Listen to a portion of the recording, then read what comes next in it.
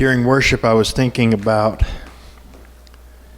something that doesn't seem very spiritual at all. We were singing about how the Lord draws us to himself and draws us closer to him. And then in a couple of other places about him being our safe place and our refuge. And what came to mind, starting with him drawing us, was a little baby raccoon, to be honest. I've had multiple raccoons as pets over the years, starting with when I was young, and the last one was almost a decade ago.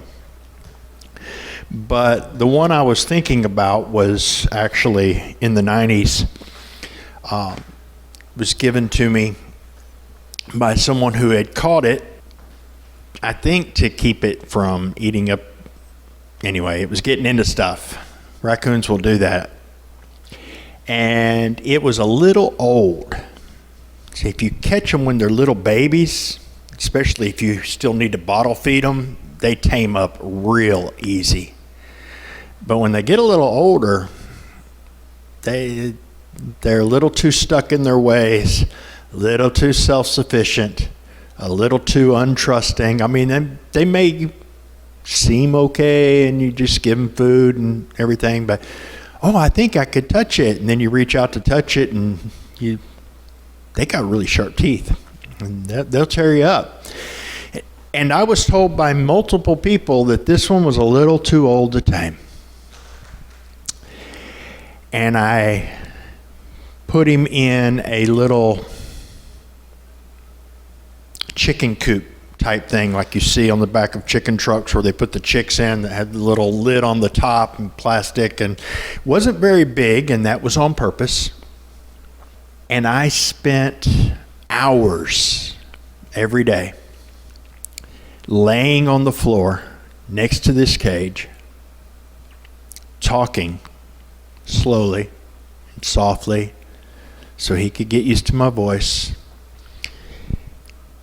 and feeding him canned peaches through the cage. Now, I had to be through the cage because if I got my fingers anywhere close at this point in time, he was still going after them.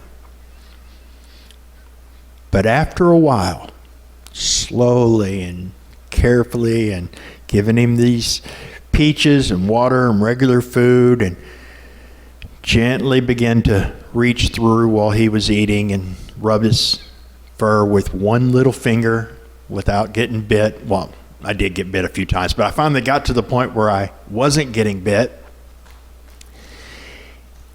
And then I got to where I could open the cage and take him out, and he would let me hold him and feed him peaches. And then finally,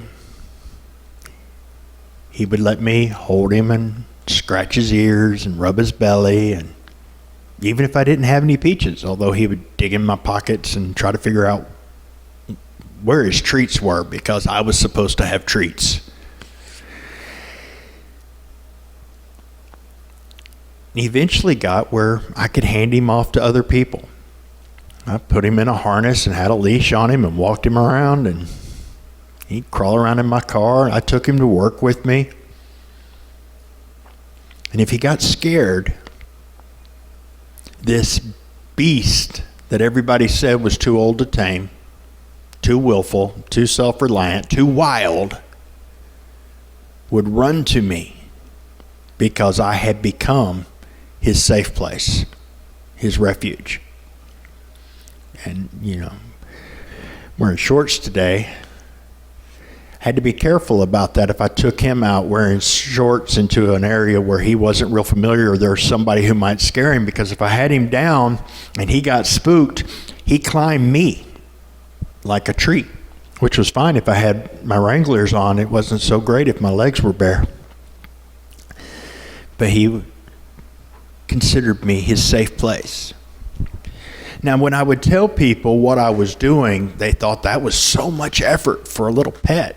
Why don't you just get rid of him and find one, smaller, younger? Well, first off, they're not that easy to get.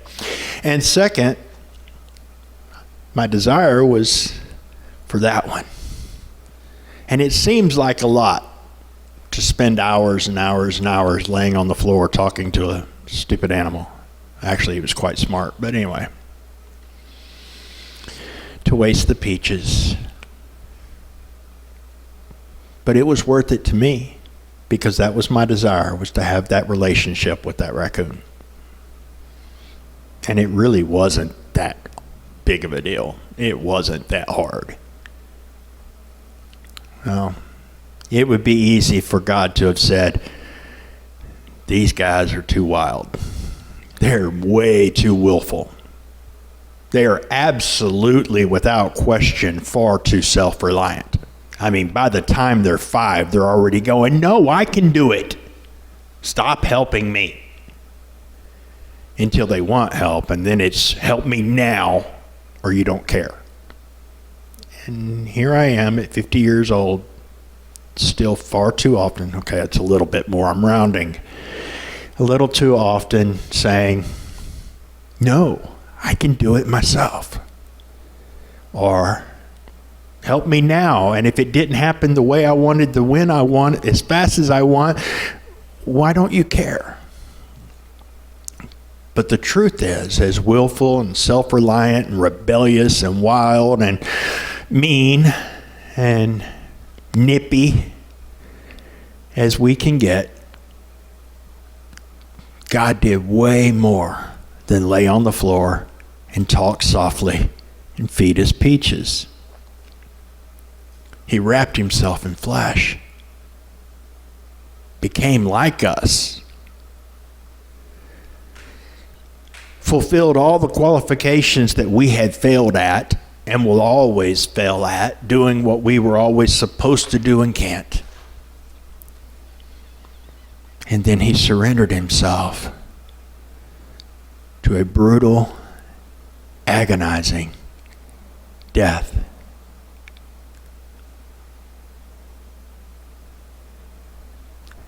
Even from the standpoint of the recipient, I still look sometimes and go, I don't get it. I don't think we're worth that.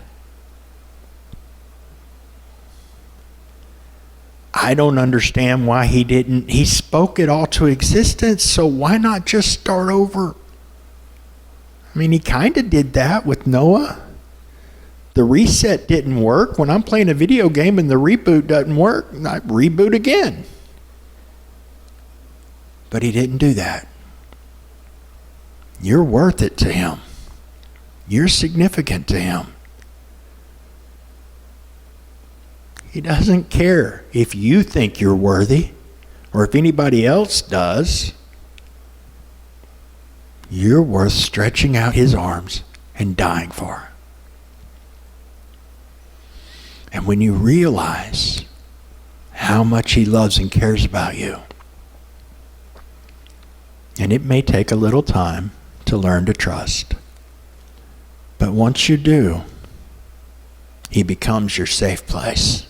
He becomes your refuge. You can run back to him when you're nervous, when you're afraid. And even when you're not, you find out that the best place is to stay close to him. No harness needed. He doesn't have to trap you and keep you close, because you're going to be right by his side as much as you can be, because that's where you want to be, because he is our shelter. He is our comfort. He's our joy, our provision, our hope, and our peace, because he loved us enough to do all that was necessary to have that relationship with him. So it's not on you to tame yourself. It's not on you to make yourself respond. It's just on you to realize the price that was paid so that you could have relationship, and to realize that took a lot of love. That made me feel special because God treated me as special, because he treated me as valuable enough to die for. So I'm going to go towards him instead of away from him. One little inch close. The heart turning is all he needs to say, come here, come here.